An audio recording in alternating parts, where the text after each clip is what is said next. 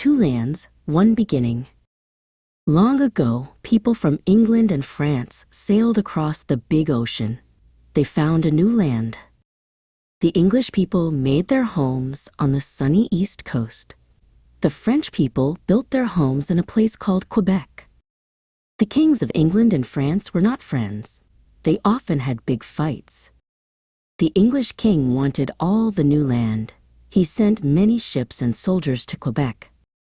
The French people were brave, but there were not many of them. The English won the fight.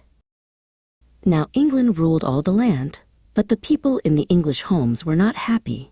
They had to give money to the English king.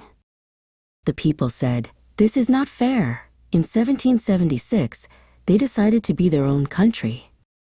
The King of France decided to help. He sent his ships and soldiers to help the new country. With help from France, the new country won. It was called the United States of America. But some people still loved the English king. They were called loyalists. They moved north to a new land and called it Canada